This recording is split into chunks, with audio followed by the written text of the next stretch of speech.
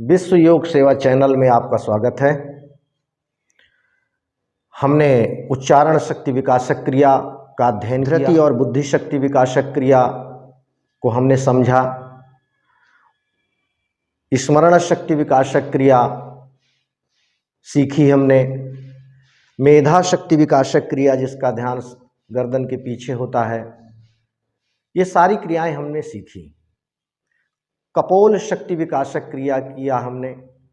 ये वास्तव में देखा जाए तो हमारा जो कंठ से लेकर के ऊपर तक की ये क्रियाएं हैं, यानी हेड ऑफिस को शक्तिशाली ऊर्जावान बनाने के लिए क्रियाएं हैं। आज हम महत्वपूर्ण क्रिया लेकर के आए हैं, ज्ञानी शक्ति विकासक क्रिया।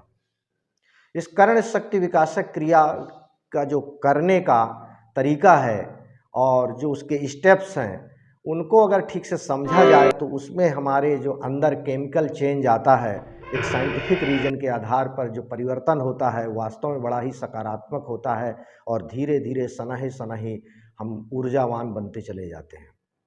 हमारे सुनने की क्षमता बढ़ती है, हमारे कानों का भारीपन दूर होता है और हमारा मन बड़ा एकाग्र होने लगता है। बहुत सारी चीज़ें हमको फायदे में मिलती हैं। तो हम देखते हैं संक्षिप्त रूप से इस कर्ण शक्ति विकासक क्रिया का जो पहला फायदा हमको मिलता है वो है बेटर ब्लड सर्कुलेशन।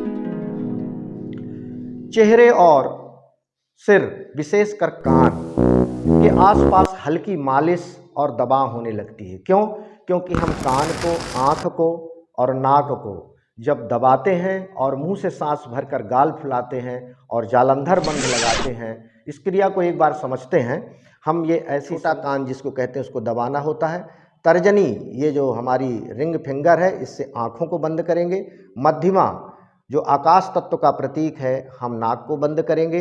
और जो दो उंगलियां हैं हमारी अनामिका और कनिष्ठिका, नीचे और ऊपर होठों पर रख हम मुंह से जब सांस भरेंगे और बंद करेंगे तो वो दोनों उंगलियां वहाँ टिकेंगी और मुंह को बंद रखेंगे। तो उस दशा में हम अपने सिर को आगे की ओर झुकाते हैं, जिससे ये ठुड्डी कंठकूप से लग जाती है, ये अटैच हो जाता है। कंठकूप का इस हमारा अटैचमेंट हो जाता है, जिससे जालंधर बंध लगता है। और जालंधर बंध का काम ही है कि ऊपर की ऊर्जा को वहीं रोक देना, नीचे कट ऑफ कर देना। तो जब हम सांस को भर करके इस क्रिया को करते हैं तो चेहरे और सिर, विशेषकर कान के आसपास ये हल्की मालिश और दबाव महसूस होता है। इस क्षेत्र में रक्त का प्रवाह बड़ी तेजी से होने लगता है और रक्त के प्रवाह से हमारी जो ऑक्सीजन है O2 वो बढ़ने लगती है, कानों को पोषण मिलने लगता है और हमारे कान के कार्य करने की क्षमता में सुधार होता है। तो इस तरीके से हम देखते हैं ब्लड सर्कुलेशन जब बढ़ता है तो हमारे कान ऊर्जावान बनने लगता है। दूसरा है इसमें relief from sinus and pressure. जो हमारी नेजल कैविटी होती है और यूस्टेशियन ट्यूब होता है, ये क्लियर होता है, साफ हो जाता है, यहाँ गंदगी नहीं इकट्ठा होने पाती, जिससे कान में भारीपन और दबाव की अनुभूति कम होने लगती है। तीसरा है इफेक्ट ऑन नर्वस सिस्टम। जो हमारा तंत्रिका तंत्र है, इस पर क्या इफेक्ट पड़ता है तो हम देखते हैं कि सांस को जब हम थोड़ी देर के लिए रोकते हैं, कान को, आँख को, नाक को बंद करके और सांस को भर करके, गालों में भर करके, और जब हम जालंधर बंध लगा करके लगभग 2 काउंट्स यानी 8 अंक तक हमने सांस को 32 काउंट तक हम उसको रोकते हैं। तो इस रोकने की दशा में होता क्या है, जब हम सांस को रोक देते हैं तो शरीर को जो ऊर्जा है जो मिलती है वो कंजर्व होने लगती है, संरक्षित होने लगती है। और इस ऊर्जा के संरक्षण से होता क्या है कि हमारी तंत्रिका तंत्र शांत होने लगता है। और इससे फायदा क्या होगा कि हमारी मानसिक शांति बढ़ेगी, एकाग्रता बढ़ेगी और जिससे तनाव कम होगा। और तनाव कम होगा तो मानसिक शांति मिलेगी, मानसिक रोग मिटेंगे। चौथा है टोनिंग ऑफ फेशियल मसल्स। जब हम सांस को रोकते हैं इन सारी इंद्रियों को बंद करके, तो होता क्या है कि हमारे फेस की जो मसल्स हैं उनकी टोनिंग अच्छी हो जाती है, ग्लो बढ़ता है, ओजस तेजस ब्रह्म वर्चस्व बढ़ता है और वो मांसपेशियां लचीली बन जाती है। मेंटल फोकस एंड डिटैचमेंट होता क्या है कि जब हम तीनों चीज़ें एक साथ बंद करते हैं, सांस भरते हैं और जालंधर बंध लगाते हैं, तो उस दशा में क्या होता है कि जो हमारी बाहरी दुनिया है, जिनसे हमारी ये ज्ञानेंद्रियां अटैच रहती हैं, इंद्री द्वार झरोखा नाना, तहाँ तहाँ सुर बैठे कर थाना, आवत देखें विषय बयारी, ते हठ देहि कपाट उघारी। और जैसे ये कपाट यानी झरोखे, खिड़कियां हैं, द्वार हैं, यहाँ पर नाना प्रकार के देवता जो है अपना बैठे हुए हैं, अड्डा जमाए हुए हैं। और जैसे ही इन इंद्रियों के विषय सामने आते हैं, आँखों का विषय है देखना, और नाक का है सूंघना, घ्राणेंद्रिय जिसको कहते हैं, कानों का सुनना, ये विषय जैसे जैसे उन इंद्रियों के सम्मुख आते हैं, वैसे वैसे ये देवता तुरंत उस खिड़की को, उस द्वार को खोल देते हैं। तो बाहर के जो बयार है, हवा है, विषय की बयार है, वो अंदर आती है और तब वही दीप विज्ञान बुझाई, जो हमारे ज्ञान रूपी दीपक है, उस हवा को पाकर के लड़खड़ाता है और बुझने लगता है। तो ऐसी दशा में इंद्रियों को नियंत्रित करना प्रत्याहार की स्थिति बनती है। जब हम ये सांस को रोकते हैं, इंद्रियों को बंद करके, बाहरी दुनिया से हमारी संवेदी अलगाव होता है, डिटैचमेंट होता है। यह अभ्यास मन को भीतर की ओर मोड़ करके ध्यान केंद्रित कराता है, और ध्यान जब केंद्रित होता है तो उसी स्थिति में हमारा प्रत्याहार भी पूरा हो जाता है, जो पांचवा अंग है अष्टांग योग का, यम, नियम, आसन, प्राणायाम, प्रत्याहार। तो जब प्रत्याहार का मतलब है कि इंद्रियों का जो आहार है विषयों का, उससे पलट जाना, उसके उलट देना, दूसरी दिशा में ले जाना, ये प्रत्याहार है। योगस् चित्त वृत्ति निरोधा। तो इस क्रिया को हम करते हैं एक बार और उसको समझते हैं। इसके लिए हम साम्यावस्था में खड़े होते हैं, एड़ी पंजा मिला करके, और ये तर्जनी से तर्जनी को, मध्यमा से मध्यमा को, अनामिका को अनामिका से, कनिष्ठिका को कनिष्ठिका से और अंगूठे को अंगूठे से मिलाते हैं, और इन्हीं को उठा करके अंगूठों को कान के ऊपर रखते हैं, तर्जनी को आँखों के ऊपर रखते हैं, मध्यमा को दोनों नासाद्वारों पर रखते हैं, ईडा पिंगला को बंद करते हैं और दोनों उंगलियां होठों पर रखते हैं, और गोल गोल मुंह बना करके हम सांस को भरते हैं। और जब सांस भर जाती है तो उसी सांस से हम गाल फुलाते हैं, और गाल फूलने के बाद हम टुड्डी को कंठ से लगाते हैं, अर्थात जालंधर बंध लगाते हैं, और 32 काउंट तक मन में गिनती चलाते हैं।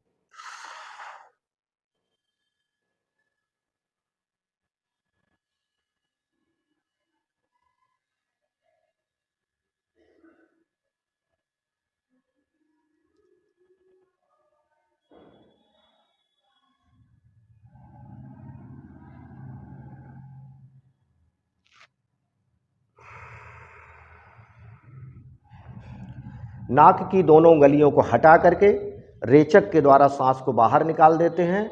इस क्रिया को 2 बार करते हैं। थोड़ा सा रिलैक्स लेने के बाद पुनः इसी क्रिया को दोहराते हैं।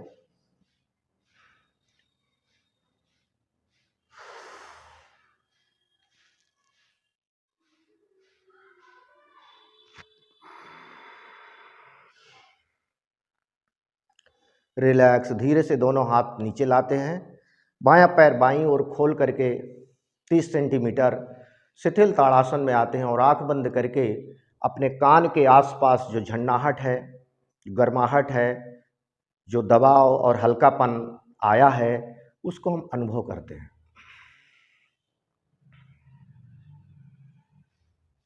लंबी गहरी सांस लेते हैं, क्योंकि अंतः कुंभक हुआ है और उससे दबाव जो है चारों तरफ अब फैलता है। ब्लड एक निश्चित जगह पर अपना दबाव बना रहा था, अब वो फैलेगा और हमारे कानों को ऊर्जावान बनाता है। निष्कर्ष के तौर पर हम ये देखते हैं कि हमको क्या क्या फ़ायदे हुए, तो एक बार पुनः दोहरा लेते हैं। इससे हमारा ब्लड सर्कुलेशन अच्छा होता है कान के आसपास, चेहरे और विशेषकर सिर में, कान में एक दबाव, और उस दबाव से जो हमारी एक मालिश जैसा एहसास होता है। हमारी ऊतकों को, तंत्रिकाओं को O2 मिलता है, यानी ऑक्सीजन। ऑक्सीजन मिलता कैसे है? क्योंकि ब्लड सर्कुलेशन अच्छा होता है, और ब्लड संवाहक है ऑक्सीजन का। तो ऑक्सीजन ले करके उन ऊतकों को देता है, तंत्रिकाओं को देता है, जिससे पोषण उनको मिलता है और कान को कार्य करने की क्षमता बढ़ती है। तो ये कार्य करने की क्षमता कानों की बढ़ती है, इससे हमारे दैनंदिनी कार्य जो है बड़े ही प्रभावशाली हो जाते हैं। नेजल कैविटी जो है वो हमारी क्लीन होती है। यूस्टेशियन जो ट्यूब है वो क्लियर होती है, जिससे कान में भारीपन और दबाव की अनुभूति कम हो जाती है। सांस जब हम रोकते हैं थोड़ी देर के लिए तो उस समय हमारी ऊर्जा संरक्षित होती है, और ऊर्जा के संरक्षण से होता क्या है कि तंत्रिका तंत्र हमारा शांत होता है, मानसिक शांति का एहसास होता है, एकाग्रता को बढ़ावा मिलता है और तनाव कम होता है। चेहरे की मांसपेशियों में एक लचीलापन आता है और उनकी टोनिंग बढ़ती है, ग्लो बढ़ता है। और जब हम ये तीनों चीज़ों को रोकते हैं और सांस को रोकते हैं तो उस दशा में हमारा जो संवेदी अलगाव है संसार से, बाहरी जगत से, वो अलग होता है, और उस दशा में हमारे मन की दिशा बदलती है, केंद्रित करने की इच्छा जागृत होती है। इसी को प्रत्याहार कहते हैं। तो हमने ये समझा कि ये क्रिया से हमको विभिन्न प्रकार का कानों के आसपास लाभ मिलता है। जैसे एज बढ़ती है वैसे वैसे कानों में सुनाई कम पड़ने लगता है, साँ साँ की आवाज़ आती है, विभिन्न प्रकार की घंटियाँ जैसी बजती हैं। बीमारियाँ हैं छोटी छोटी जो आने लगती हैं एजिंग होने के कारण, एज फैक्टर बढ़ने के कारण, वो ऐसा एहसास नहीं होगा, हमारे कान स्वस्थ होंगे, हमें बारीक से बारीक चीज़ की ध्वनि हमको सुनाई देगी।